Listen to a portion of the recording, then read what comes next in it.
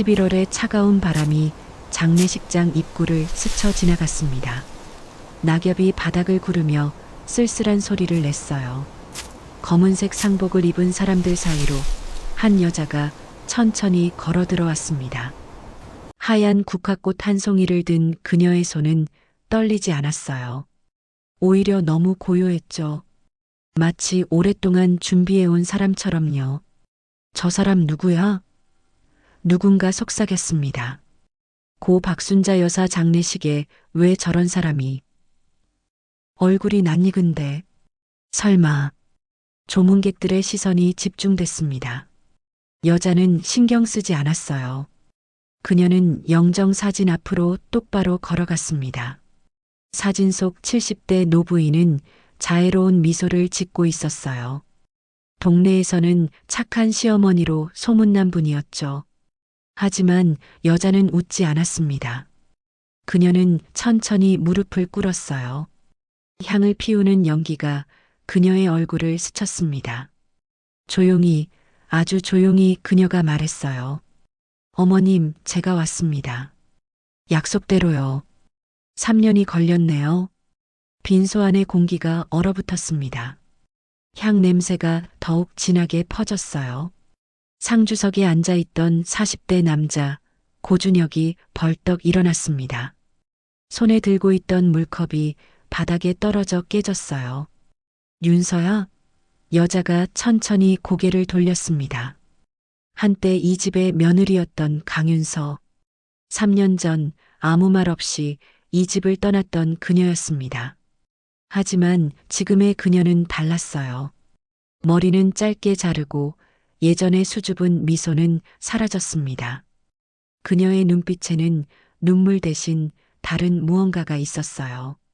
차갑고 단단한 오랜 시간 벼려온 결심 같은 것이요. 오랜만이에요, 오빠. 그녀는 웃지 않고 말했습니다. 목소리도 달라졌어요. 더 낮고 더 침착했죠. 어머님께 마지막 인사드리러 왔어요. 3년 전에 못한 말들을요. 준혁의 얼굴이 창백해졌습니다. 그는 윤서를 알아보았지만 동시에 알아볼 수 없었어요.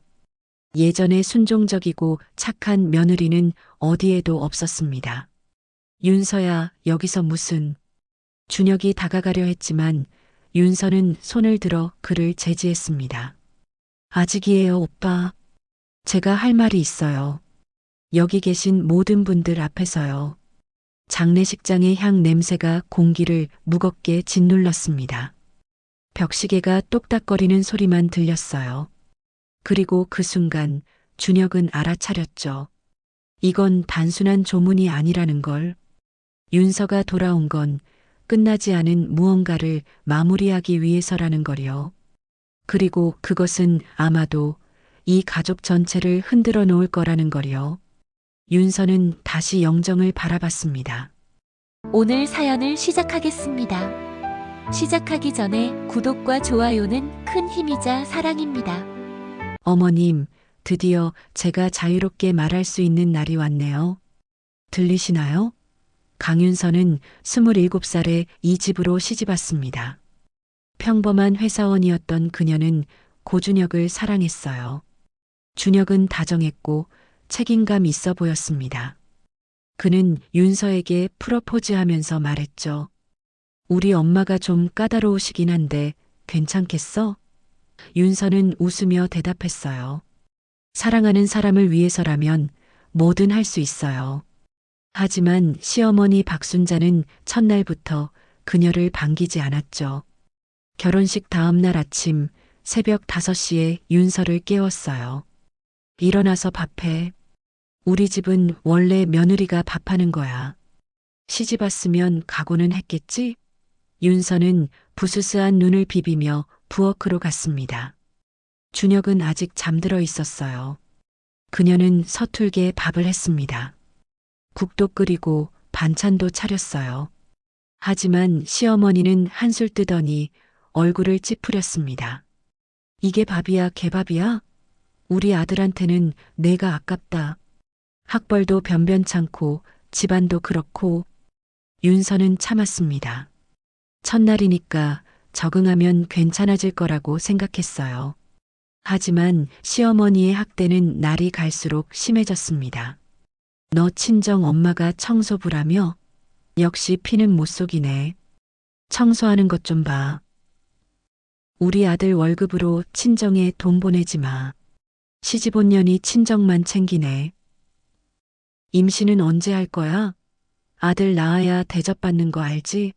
매일 아침 새벽 5시에 일어나 청소를 해도 한 글자 틀리지 않는 잔소리를 들었어요.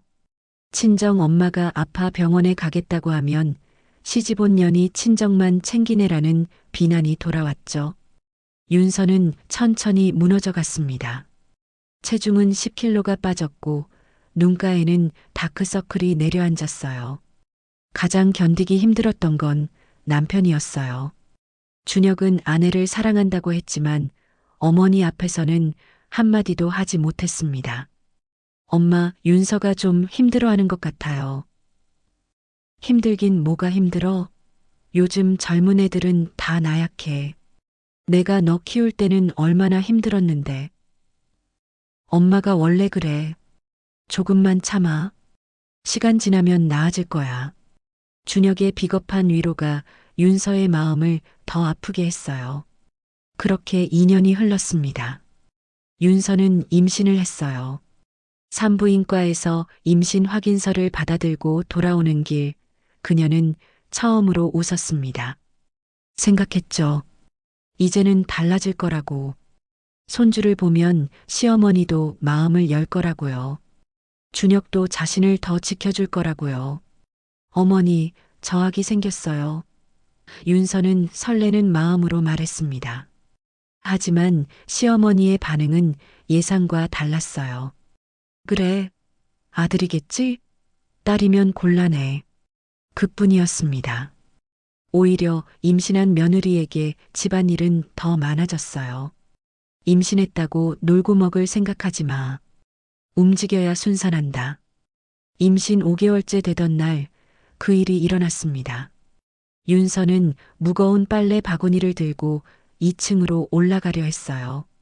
배가 불러 시야가 좁았습니다. 손 좀 잡아주세요, 어머니. 윤서가 조심스럽게 부탁했습니다. 박순자는 거실 소파에 앉아 TV를 보고 있었어요. 드라마 재방송이었습니다. 혼자 하던 거 혼자 해. 나이도 어린데 뭐가 힘들어. 요즘 젊은 것들은. 윤서는 혼자 계단을 올랐습니다. 1계단, 2계단. 조심스럽게요. 그리고 5번째 계단에서 뒤에서 누군가 그녀를 밀었습니다. 순간 세상이 뒤집혔어요. 빨랫감이 공중에 흩어지고 몸이 뒤로 기울었습니다. 윤서는 본능적으로 배를 감싸려 했지만 이미 늦었어요. 쿵, 쿵, 쿵. 계단을 굴러떨어지는 소리. 피가 바닥에 번졌습니다. 아랫배에서 뜨거운 무언가가 흘러나왔어요. 윤서는 천장을 보며 생각했습니다. 아기, 우리 아기. 구급차 사이렌 소리. 그리고 병원에서 들은 한마디. 죄송합니다. 아기를 지키지 못했습니다. 환자분, 들리세요? 윤서는 그날 무언가가 부서지는 소리를 들었어요. 자기 안에 있던 마지막 희망이 산산조각 나는 소리였습니다. 그리고 그 순간 그녀는 깨달았죠. 이 집에서 자신은 결코 가족이 될 수 없다는 걸요. 그로부터 1년 후 윤서는 짐을 쌌습니다. 아무에게도 말하지 않고 그 집을 떠났어요. 남편에게 남긴 메모에는 단 한 줄만 적혀 있었습니다. 미안해요. 이제는 나를 위해 살고 싶어요. 장례식장으로 돌아옵니다. 윤서는 영정 앞에서 일어났습니다. 무릎에 묻은 먼지를 털어내며 천천히 돌아섰어요. 준혁이 황급히 다가와 그녀의 팔을 잡았습니다. 윤서야, 지금 무슨 짓이야? 엄마 장례식에서 이게 뭐 하는 거야? 손 떼세요. 윤서의 목소리는 냉랭했습니다. 그녀는 준혁의 손을 뿌리쳤어요. 저 여기 조문하러 온 거예요. 법적으로 전 아직 오빠 배우자잖아요. 이혼 서류에 도장 안 찍으셨죠? 문제될 거 없잖아요. 준혁은 말문이 막혔습니다. 그는 3년 동안 윤서가 보낸 이혼 서류에 도장을 찍지 못했어요. 어머니가 반대했기 때문이었습니다. 며느리가 집 나간 게 소문나면 우리 집안 망신이야. 돌아올 때까지 기다려. 너 왜 이래? 예전에 너 같지 않아. 윤서가 웃었습니다. 하지만 그 웃음은 차가웠어요. 옆자리 조문객들이 수군거렸지만 그녀는 개의치 않았습니다. 예전에 저요? 매일 무릎 꿇고 빌던 그 며느리 말인가요? 새벽 5시에 일어나 밥하고 청소하던 그 며느리요? 그녀는 명품 핸드백에서 서류 봉투 하나를 꺼냈습니다. 봉투는 두툼했어요. 준혁의 얼굴이 굳었습니다. 이게 뭐야? 어머님께서 제 명의로 빌린 대출 서류요. 3천만 원짜리 대출, 기억나세요? 윤서는 차분히 말했습니다. 그녀는 서류를 한 장씩 펼쳤어요. 이건 어은행, 이건 비저축은행, 이건 시캐피탈, 그리고 마지막으로 디대부 업체. 제가 집을 나간 다음 날 어머님이 제 인감도장을 위조해서 대출을 받으셨더라고요. 그것도 네 곳에서요. 준혁의 입이 떡 벌어졌습니다. 주변 조문객들도 웅성거리기 시작했어요. 그게 무슨 소리야? 총 1억 2천만 원이에요, 오빠. 윤서는 웃지 않았습니다. 그녀의 목소리는 점점 더 단단해졌어요. 저 3년 동안 이 빚 갚느라 밤낮으로 일했어요. 낮에는 회사, 밤에는 편의점 알바. 주말에는 청소 일도 했죠. 제 명의로 되어 있으니까 추심 전화가 하루에 몇십 통씩 왔어요. 신용불량자가 될 뻔했어요. 그건 엄마가. 준혁은 말을 잇지 못했습니다. 그의 이마에 식은땀이 맺혔어요. 알아요. 어머님 도박 빚이었다는 거. 윤서의 눈빛이 날카로웠습니다. 그녀는 또 다른 서류를 꺼냈어요. 이건 어머님이 다니시던 불법 도박장 명단이에요. 3년 동안 제가 사설 탐정을 고용해서 조사했죠. 어머님은 제가 어차피 가족이니까 빚 좀 떠안겨도 괜찮다고 생각하셨겠죠. 하지만 저는 가족이 아니었어요. 그냥 이용당한 거였죠. ATM 기계처럼요. 빈 소안이 조용해졌습니다. 조문객들이 수군거리는 소리만 들렸어요. 저 며느리 어디서 많이 봤는데. 박 여사가 그런 사람이었어? 세상에. 윤서는 서류를 준혁의 손에 쥐어줬습니다. 이건 어머님 명의로 된 재산 목록이에요. 빌라 한 채, 예금 8천만 원. 전부 제 이름으로 돌려받을 거예요. 법적으로 정당한 권리니까요. 변호사도 이미 선임했어요. 윤서야, 제발. 준혁의 목소리가 떨렸습니다. 저 여기 복수하러 온 거 아니에요. 윤서는 영정 사진을 바라봤습니다. 사진 속 박순자는 여전히 자애롭게 웃고 있었어요. 그냥 제 것 찾으러 왔어요. 3년 동안 빼앗긴 것들을요. 제 인생, 제 건강, 제 신용, 그리고 그녀의 목소리가 잠시 떨렸습니다. 제 아기를요. 그녀는 천천히 돌아섰습니다. 구두굽이 바닥을 딛는 소리가 선명했어요. 그리고 빈소를 나가려던 그 순간 뒤에서 목소리가 들렸습니다. 잠깐만요. 작은 체구의 50대 여자가 일어섰습니다. 준혁의 고모, 고미란이었어요. 그녀는 윤서를 똑바로 쳐다봤습니다. 미란의 눈빛에는 복잡한 감정이 담겨 있었어요. 당신이 돌아온 게 정말 돈 때문인가요? 윤서가 멈춰섰습니다. 공기가 팽팽해졌어요. 장례식장의 형광등이 희미하게 깜빡였습니다. 아니면 미라는 낮게 말했습니다. 3년 전 그날 계단 사고에 대해 알고 싶은 거 아닌가요? 진짜 이유를 말씀이에요. 윤서의 손이 떨렸습니다. 단 한 번 그녀의 냉정한 가면에 금이 갔어요. 그녀의 눈빛이 흔들렸습니다. 장례식이 끝난 후 윤서는 고모 미란과 장례식장 근처 조용한 카페에 마주 앉았습니다. 창밖으로 비가 내리기 시작했어요. 빗방울이 유리창을 타고 흘러내렸습니다. 빗소리가 둘 사이의 침묵을 메웠어요. 미라는 한참 동안 커피잔만 만지작거렸습니다. 그녀의 손이 떨리고 있었어요. 윤서는 기다렸습니다. 참을성 있게요. 3년 동안 기다려온 진실이었으니까요. 3년 전 당신이 집을 나가던 날 밤, 미란이 드디어 입을 열었습니다. 그녀의 목소리는 쉰 듯했어요. 언니한테 전화가 왔어요. 새벽 2시였어요. 울면서 하는 말이 윤서가 집을 나갔다고 어떡하냐고. 어머님이 우셨다고요? 윤서는 믿을 수 없다는 표정이었어요. 3년 동안 한 번도 시어머니가 울었다는 이야기를 들어본 적이 없었거든요. 네. 하지만 슬퍼서가 아니었어요. 미라는 쓴웃음을 지었습니다. 창밖에 비가 더 세차게 쏟아졌어요. 언니는 걱정했어요. 당신이 계단 사고에 대해 알게 될까 봐요. 경찰에 신고할까 봐요. 그래서 저한테 부탁했죠. 당신을 찾아서 입을 막아달라고. 윤서의 심장이 빠르게 뛰기 시작했습니다. 손바닥에 땀이 났어요. 무슨 말씀이세요? 당신이 계단에서 떨어진 건 사고가 아니었어요. 윤서 씨. 미라는 커피잔을 내려놓았습니다. 잔이 받침에 부딪히는 소리가 작게 울렸어요. 언니가 밀었거든요.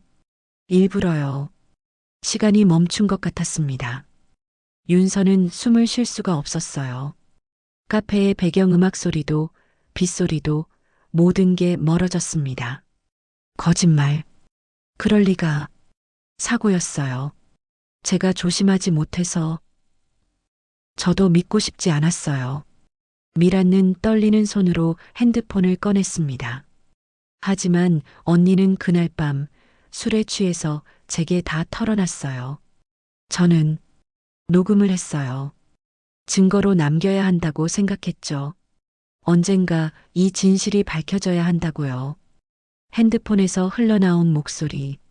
술에 취한 박순자의 목소리였습니다. 배경에서 호능거리는 소리가 들렸어요. 미란아, 나 큰일 났어. 윤서가 알면 어떡해. 내가 그 애 밀어서 아기가 없어진 건데 그 애가 눈치챘을까? 경찰에 신고하면 어떡해. 언니 정신 차려. 그게 무슨 소리야. 나도 모르게 그랬어. 그 애가 아기 낳으면 준혁이를 빼앗길 것 같아서 내 아들을 빼앗길 순 없었어. 녹음이 끝났습니다. 윤서의 눈에서 눈물이 흘러내렸어요. 그녀는 3년 동안 단 한 번도 울지 않았습니다. 하지만 지금은 참을 수가 없었어요. 왜 그런 짓을 하신 거죠? 윤서의 목소리가 갈라졌습니다. 저는 그냥 가족이 되고 싶었을 뿐인데. 미라는 고개를 저었습니다. 그녀도 눈가가 붉어졌어요. 언니는 손주를 원하지 않았어요. 정확히 말하면 당신의 아기를 원하지 않았던 거죠. 윤서 씨가 아이를 낳으면 준혁이 완전히 당신 편이 될까봐 두려워했던 거예요. 언니는 평생 아들에게 집착했어요. 그 애를 놓치고 싶지 않았던 거예요. 병적으로요. 윤서는 눈물을 닦지도 못했습니다. 3년 동안 억눌렀던 감정이 터져나왔어요. 저는 그냥 사고라고 생각했어요. 제 잘못이라고. 제가 조심하지 못해서 우리 아기를 죽였다고. 매일 밤 악몽을 꿨어요. 계단에서 떨어지는 꿈을요. 아니에요. 미란이 윤서의 손을 잡았습니다. 당신 잘못이 아니에요. 절대로요. 윤서는 한참 동안 울었습니다. 카페 직원이 걱정스럽게 쳐다봤지만 미란이 손을 저으며 괜찮다는 신호를 보냈어요. 그럼 왜? 윤서는 눈물을 닦으며 미란을 똑바로 봤습니다. 왜 그동안 말씀하지 않으신 거예요? 왜 지금 제게 이걸 알려주시는 거죠? 미란은 한숨을 쉬었습니다. 그녀는 창밖을 바라봤어요. 비는 여전히 내리고 있었습니다. 3년 전에는 가족이니까 덮어야 한다고 생각했어요. 당신도 이미 집을 떠났고 준혁이도 힘들어했고 언니도 내 친언니니까요. 하지만 언니가 죽고 나니 깨달았어요. 이건 덮어야 할 일이 아니라는 걸요. 무고한 사람이, 무고한 아기가 희생됐는데 그걸 그냥 묻어둘 순 없다고요. 준혁 씨는, 오빠는 알고 있나요? 미라는 잠시 침묵했습니다. 그리고 천천히 고개를 끄덕였어요. 윤서의 얼굴이 창백해졌습니다. 몰라요. 확실하진 않아요. 하지만 미라는 말을 이었습니다. 당신은 알 권리가 있어요. 그리고 선택할 권리도요. 선택이요? 이 녹음을 경찰에 제출할지 그냥 묻어둘지. 미라는 윤서를 바라봤습니다. 당신이 결정하세요. 저는 당신의 결정을 따를 거예요. 이미 녹음 파일 원본은 제 변호사한테 맡겨뒀어요. 만약 저한테 무슨 일이 생기면 자동으로 경찰에 제출되도록요. 밖에서는 비가 더 세차게 쏟아졌습니다. 천둥 소리가 멀리서 들렸어요. 윤서는 창밖을 바라봤습니다. 3년 동안 궁금했던 진실, 자신을 괴롭혔던 의문, 그 모든 것의 답이 지금 눈앞에 있었습니다. 고모님, 윤서는 조용히 말했습니다. 그녀의 목소리는 이제 떨리지 않았어요. 녹음 파일 저한테 보내주실 수 있으세요? 그리고 하나만 더 알려주세요. 준혁 오빠가 정말 알고 있었는지요. 미라는 고개를 끄덕였습니다. 알아볼게요. 며칠만 시간을 주세요. 윤서는 자리에서 일어섰어요. 그녀의 눈빛은 이제 흔들리지 않았습니다. 비를 맞으며 카페를 나가는 그녀의 뒷모습은 단단해 보였어요. 복수가 시작되려 하고 있었습니다. 사흘 후 윤서는 준혁을 만났습니다. 장례를 마치고 텅 비어버린 시댁 거실. 한때 윤서가 매일 닦았던 그 거실이었어요. 커튼은 여전히 회색이었고 소파도 그대로였습니다. 하지만 이제 이 집에는 시어머니가 없었어요. 둘은 서로 마주보고 앉았습니다. 준혁은 많이 수척해져 있었어요. 3일 동안 제대로 자지 못한 것 같았습니다. 눈 밑에 다크서클이 짙었고 수염도 정리하지 않았어요. 윤서야. 준혁이 먼저 입을 열었습니다. 목소리가 떨렸어요. 미안해. 정말 미안해. 엄마가 내 명의로 대출을 받은 것도 몰랐고 도박을 했다는 것도 나도 충격이야. 그걸로 사과하려고요? 윤서는 차갑게 물었습니다. 그녀는 소파에 등을 기대지 않고 꼿꼿이 앉아 있었어요. 아니, 그게 아니라 내가 너한테 잘못한 게 너무 많아서. 준혁은 말을 잇지 못했습니다. 그의 손이 떨렸어요. 오빠는 저한테 잘못한 게 없어요. 윤서는 웃지 않고 말했습니다. 아무것도 하지 않았으니까요. 그게 문제였지만요. 어머니가 저를 괴롭힐 때 오빠는 방에서 게임을 했죠.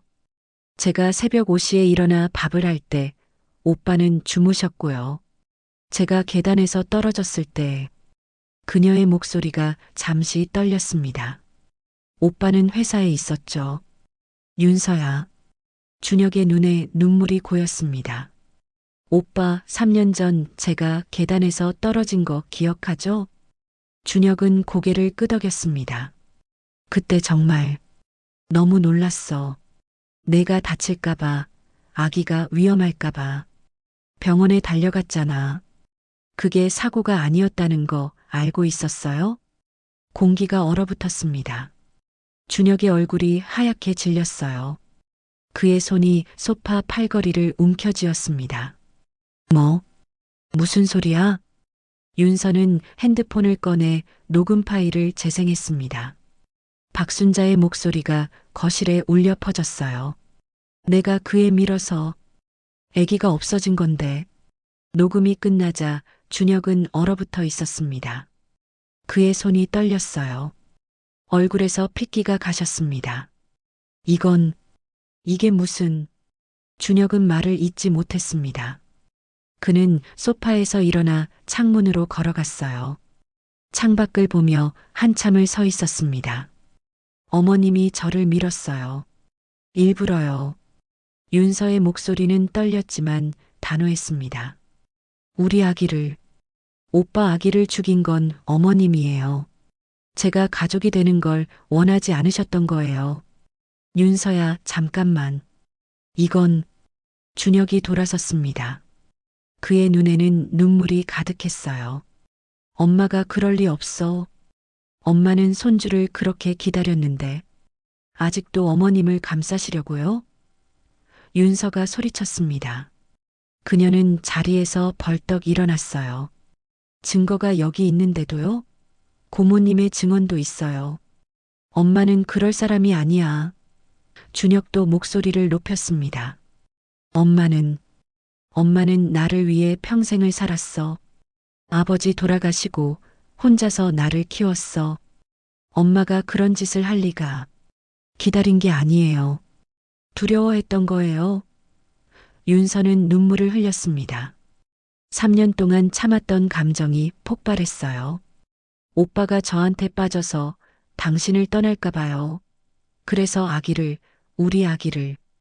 윤서는 더 이상 말을 잇지 못했습니다. 그녀는 주저앉아 울었어요. 소파에 얼굴을 묻고 흐느꼈습니다. 준혁도 무릎이 꺾였습니다. 그는 바닥에 주저앉아 머리를 감싸쥐었어요. 미안해, 윤서야.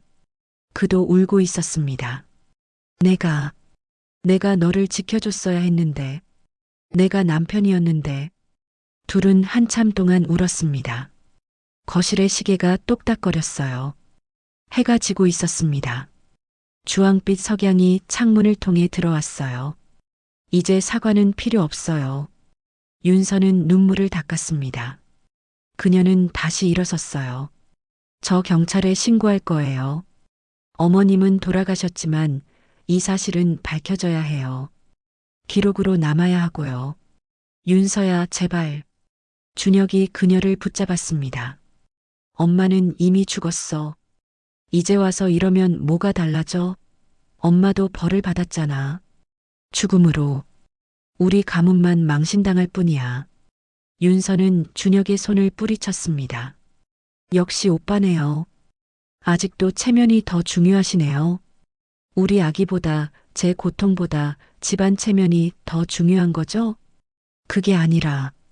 윤서야, 제발 이해해줘. 전 이제 오빠한테 기대하지 않아요.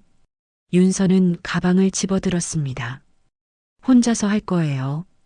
제가 받은 상처, 잃어버린 아기, 그 모든 것에 대한 진실을요. 그녀는 거실을 나가려 했습니다. 하지만 문 앞에서 멈춰섰어요. 등을 돌린 채로 말했습니다. 고모님께 물어봤어요. 오빠가 알고 있었는지요. 준혁의 얼굴이 더 창백해졌습니다. 고모님이 말씀하시더라고요. 사고 다음 날 오빠가 전화해서 CCTV를 확인했다고요. 계단에 어머님이 서 있었다고. 그런데 오빠가 그 파일을 삭제했다고 하더라고요. 윤서야. 그건... 윤서는 돌아섰습니다. 그녀의 눈빛은 차가웠어요. 오빠도 알고 있었네요. 처음부터요. 그런데 저한테 말하지 않았죠. 3년 동안요. 나는 확신할 수 없었어. 정말로 엄마가 그랬는지. 혹시 우연히 거기 있었을 수도 있고. 변명하지 마세요. 윤서의 목소리는 얼음장처럼 차가웠습니다. 오빠는 선택한 거예요.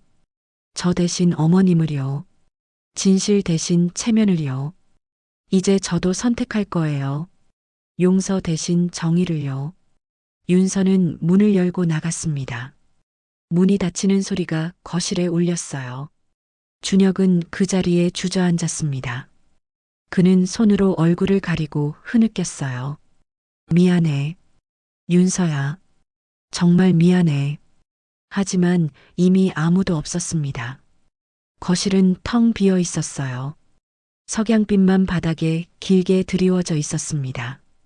윤서는 경찰서에 가기 전 마지막으로 확인해야 할 것이 있었습니다. 병원 기록이었어요. 3년 전 그날의 진료 기록을 다시 확인하고 싶었습니다. 뭔가 놓친 게 있을 것 같았거든요. 그녀는 당시 응급실로 갔던 병원을 찾았습니다. 의무기록과에서 기록을 요청했어요. 직원은 잠시 컴퓨터를 확인하더니 프린트된 서류를 건넸습니다. 윤서는 로비 의자에 앉아 서류를 펼쳤어요. 한 줄 한 줄 읽어 내려가다가 그녀는 이상한 점을 발견했습니다. 응급실 도착 시간 오후 2시 48분? 윤서는 중얼거렸습니다. 손가락으로 그 부분을 짚으며 다시 확인했어요. 계단에서 떨어진 건 오후 3시 30분쯤이었는데 그녀는 당시 상황을 떠올렸습니다. 계단에서 떨어졌을 때 시어머니가 119에 전화했던 게 기억났어요. 구급차가 온 게 10분 후쯤이었고요. 그런데 기록상으로는 사고 시간보다 1시간 전에 병원에 도착했다는 거였죠. 아니, 반대였습니다. 사고 후 1시간이 지나서야 병원에 도착한 거였어요. 윤서의 손이 떨렸습니다. 어머님이 바로 병원에 안 보낸 거야? 그녀는 당시 담당 의사를 찾아갔습니다. 다행히 그 의사는 아직 그 병원에서 근무하고 있었어요. 60대의 나이 든 의사는 진료실에서 윤서를 만났습니다. 강윤서 씨, 기억해요. 의사는 안타까운 표정을 지었어요. 그때 안타까웠어요. 젊은 산모분이 아기를 잃다니. 선생님, 제가 병원에 도착한 시간이 궁금해서요. 기록이 좀 이상한 것 같아서요. 의사는 컴퓨터를 확인했습니다. 잠시 생각하더니 말했어요. 아, 그거. 사실 당시에 이상했어요. 환자분이 응급실에 왔을 때 이미 출혈이 많이 진행된 상태였거든요. 계단 낙상 후 즉시 오셨다면 이 정도까지는 안 됐을 텐데 아마 낙상 후 적어도 40분에서 1시간은 지난 것 같았어요. 1시간이요? 윤서의 목소리가 떨렸습니다. 네. 그래서 제가 보호자분께 왜 이렇게 늦게 오셨냐고 물었죠. 그랬더니 시어머니 분이 처음엔 괜찮은 줄 알았다고 하시더라고요. 환자분이 괜찮다고 했다고요. 윤서의 머릿속이 하얗게 변했습니다. 그건 거짓말이에요. 저는 피를 흘리고 있었어요.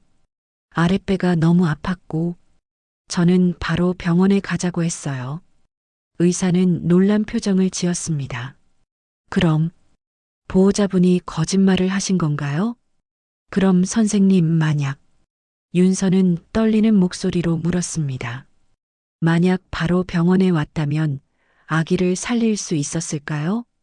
의사는 잠시 침묵했습니다. 그리고 조심스럽게 대답했어요. 확실하진 않지만 가능성은 있었어요. 적어도 50% 이상은요. 초기 대응이 정말 중요하거든요. 윤서는 벽에 기대어 주저앉았습니다. 그녀의 온몸이 떨렸어요. 무릎에 힘이 풀렸습니다. 어머니는 저를 밀고도 바로 병원에 보내지 않았다. 의도적으로 시간을 끈 거야. 아기가 살아남을까봐. 괜찮으세요? 의사가 걱정스럽게 물었습니다. 윤서는 대답하지 못했어요. 그녀는 진료실을 비틀거리며 나왔습니다. 복도에서 그녀는 벽에 기대어 섰어요. 눈물이 흘러내렸습니다. 우리 아기는 살 수 있었어. 만약 어머님이 바로 병원에 보내셨다면. 그때 핸드폰이 울렸습니다. 고모 미란이었어요. 윤서 씨, 제가 말씀드려야 할 게 더 있어요. 지금 만날 수 있어요? 30분 후 윤서는 병원 근처 공원에서 미란을 만났습니다. 미란은 심각한 얼굴로 봉투 하나를 건넸어요. 이게 뭐예요? 준혁이 일기예요. 제가 언니 집을 정리하다가 발견했어요. 준혁이 방 서랍 깊숙한 곳에 있었죠. 윤서는 일기를 펼쳤습니다. 3년 전 날짜가 적힌 페이지를 찾았어요. 2022년 11월 15일. 오늘 윤서가 계단에서 떨어졌다. 아기를 잃었다. CCTV를 확인했다. 엄마가 윤서 뒤에 서 있었다. 손을 뻗는 게 보였다. 밀었나? 아니야, 그럴 리 없어. 엄마는 그럴 사람이 아니야. 아마 윤서를 잡으려다 실수로. 그래, 실수였을 거야. CCTV는 삭제했다. 엄마를 위해서, 우리 가족을 위해서. 2022년 11월 20일. 엄마가 술을 마시고 온다. 내 탓이야, 준혁아. 내가 널 너무 사랑한 탓이야. 무슨 뜻인지 모르겠다. 윤서는 날 쳐다보지도 않는다. 내가 뭘 잘못한 걸까? 2022년 12월 1일. 미란 고모한테 전화가 왔다. 엄마가 윤서를 일부러 밀었다는 얘기를 들었다. 거짓말이라고 했다. 하지만 CCTV 속 엄마의 손동작이 자꾸 생각난다. 잠을 잘 수가 없다. 2022년 12월 10일. 윤서가 집을 나갔다. 짐을 다 쌌다. 나는 막지 못했다. 막을 자격이 없었다. 나는 비겁한 인간이다. 윤서는 일기를 덮었습니다. 그녀는 고개를 들어 하늘을 바라봤어요. 겨울 하늘은 차갑고 맑았습니다. 준혁이도 알고 있었어요. 미란이 조용히 말했습니다. 처음부터요. 하지만 인정하고 싶지 않았던 거예요.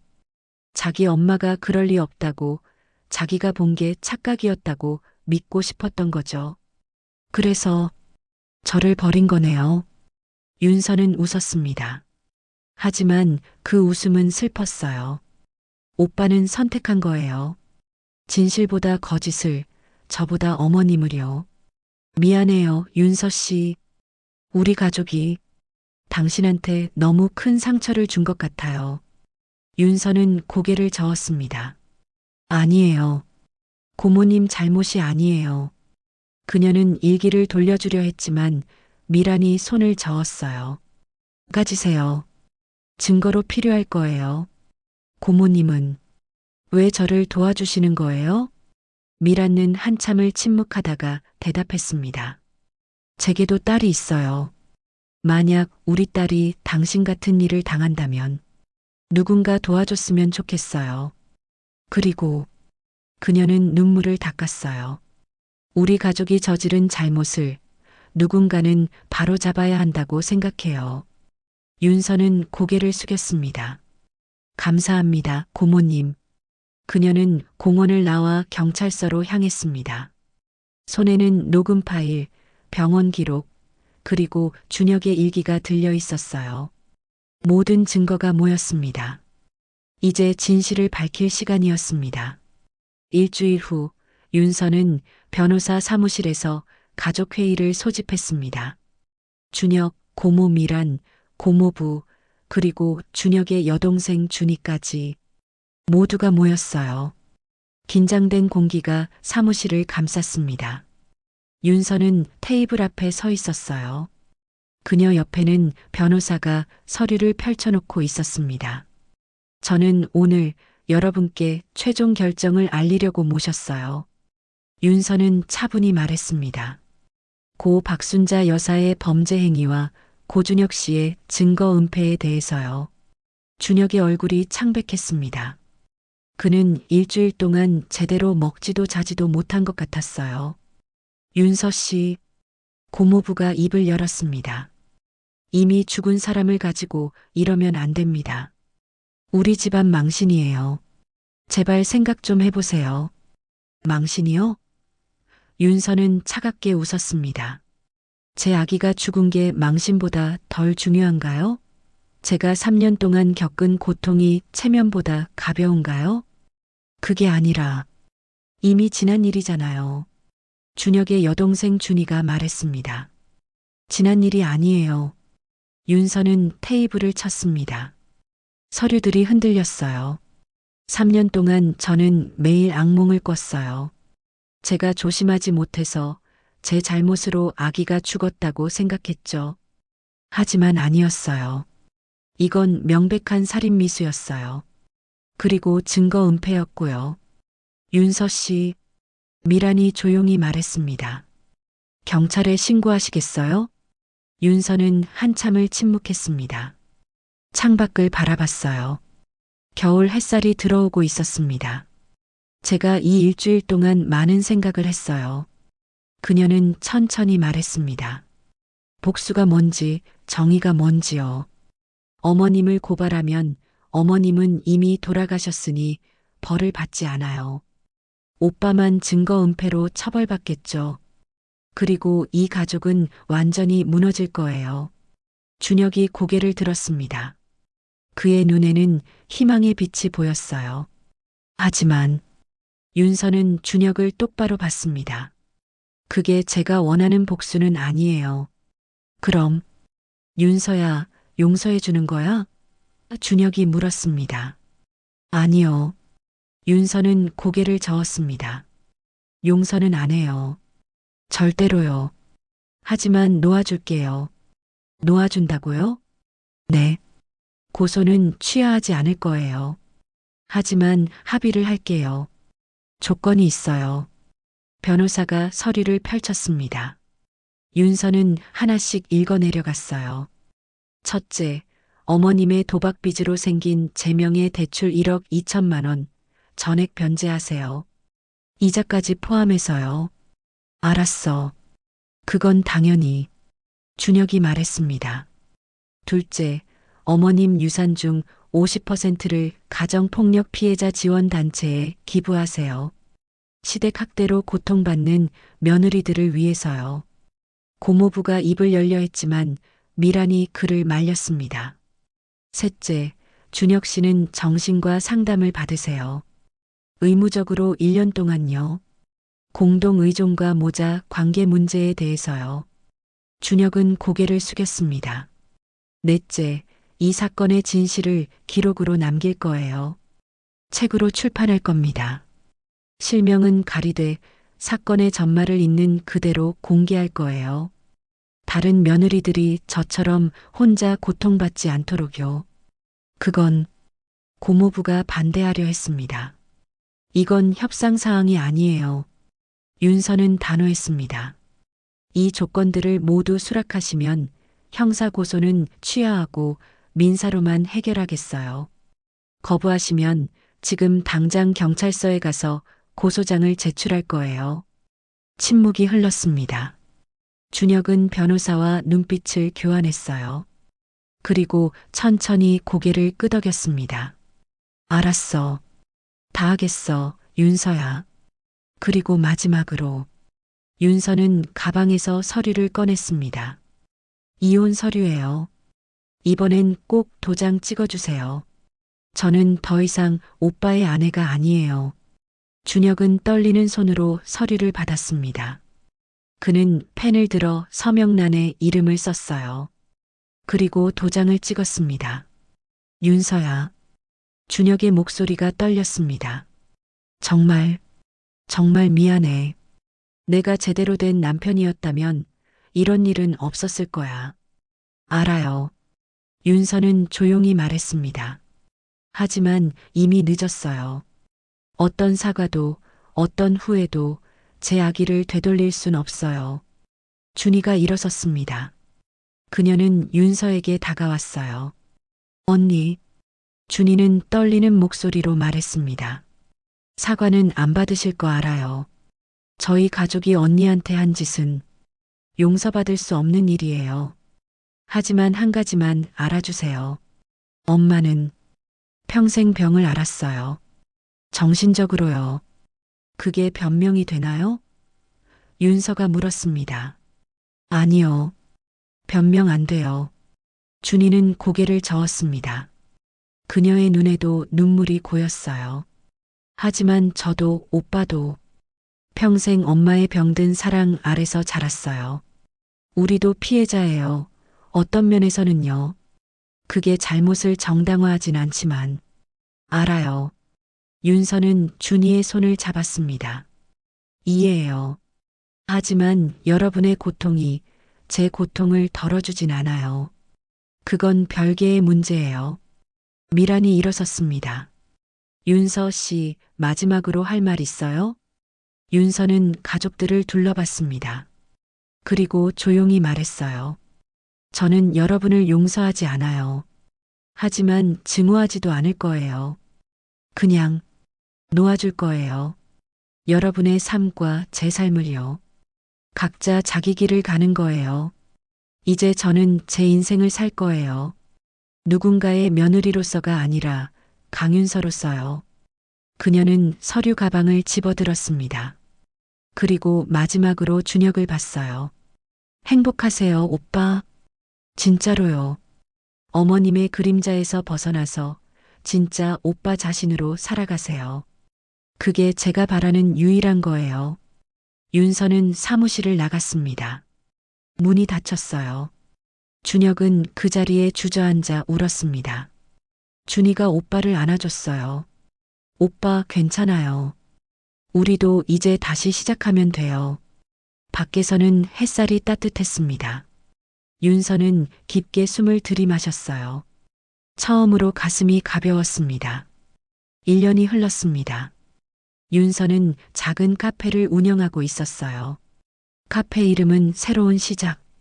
창가에는 햇빛이 들어오고 따뜻한 커피 향이 가득했습니다. 벽에는 그녀가 쓴 수기가 액자로 걸려 있었어요.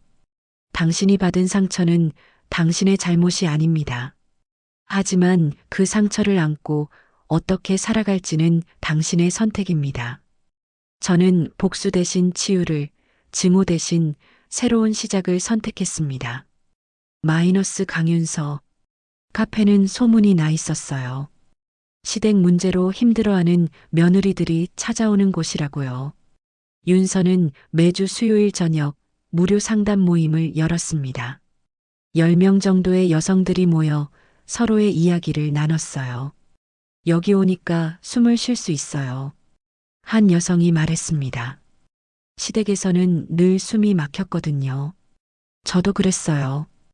윤서는 따뜻하게 웃으며 커피를 건넸습니다. 하지만 이제는 괜찮아요. 시간이 지나면 당신도 괜찮아질 거예요. 어느 날 저녁 한 젊은 여성이 카페로 들어왔어요. 눈가에 멍이 있었습니다. 그녀는 조심스럽게 주위를 둘러보더니 윤서에게 다가왔어요. 여기 시댁 문제로 힘들어하는 사람들이 모이는 곳이라고 들었어요. 윤서는 따뜻하게 웃으며 그녀를 자리로 안내했습니다. 네, 맞아요. 편하게 앉으세요. 이야기 들어드릴게요. 차는 뭐 드릴까요? 따뜻한 차 주세요. 여성은 앉으며 눈물을 흘렸습니다. 저는 어떻게 해야 할지 모르겠어요. 시어머니가 천천히 말씀하세요. 윤서는 그녀의 손을 잡았습니다. 여기서는 안전해요. 아무도 당신을 판단하지 않아요. 여성은 자신의 이야기를 털어놓기 시작했어요. 윤서는 조용히 들었습니다. 때로는 고개를 끄덕이고 때로는 손을 잡아주며요. 상담이 끝나고 여성이 돌아간 후 윤서는 창밖을 바라봤어요. 별이 떠오르고 있었습니다. 그녀는 핸드폰을 꺼내 저장된 사진 하나를 봤어요. 3년 전 임신 5개월 때 찍었던 초음파 사진이었습니다. 우리 아기. 윤서는 조용히 말했습니다. 엄마는 이제 괜찮아. 엄마는 다른 사람들을 돕고 있어. 너의 희생이 헛되지 않도록요. 그때 카페 문이 열렸습니다. 고모 미란이 들어왔어요. 손에는 책 한 권을 들고 있었습니다. 윤서 씨, 축하해요. 미란은 웃으며 책을 건넸습니다. 당신 책, 드디어 출판됐네요. 책 표지에는 제목이 적혀 있었어요. 며느리의 목소리 마이너스 침묵을 깨고. 윤서는 책을 조심스럽게 받아들었습니다. 고모님 덕분이에요. 윤서가 말했습니다. 아니에요. 당신의 용기 덕분이죠. 미라는 윤서의 어깨를 두드렸어요. 참, 준혁이 안부 물어봐도 될까요? 윤서는 잠시 침묵했습니다. 그리고 고개를 끄덕였어요. 어떻게 지내세요? 상담 잘 받고 있어요. 많이 달라졌어요. 이제는 엄마의 그림자에서 벗어나려고 노력하고 있죠. 새로운 사람도 만나고 있대요. 다행이네요. 윤서는 진심으로 말했습니다. 진짜 다행이에요. 당신은요? 새로운 사람 만나지 않아요? 윤서는 웃었습니다. 아직은 아니에요. 저는 아직 저를 사랑하는 중이거든요. 누군가를 다시 사랑하기 전에 제가 먼저 저를 온전히 사랑하고 싶어요. 미라는 고개를 끄덕였습니다. 현명한 선택이에요. 두 사람은 함께 차를 마셨습니다. 창밖으로 눈이 내리기 시작했어요. 첫눈이었습니다. 예쁘네요. 윤서가 말했습니다. 새로운 시작 같죠? 미란이 웃었습니다. 네. 새로운 시작이요. 오늘 사연 어떠셨나요? 마음에 닿으셨다면 구독과 좋아요 부탁드립니다. 이야기가 널리 알려질 수 있도록 공유해 주시면 더 큰 행운이 찾아오실 거예요. 끝까지 시청해 주셔서 감사합니다.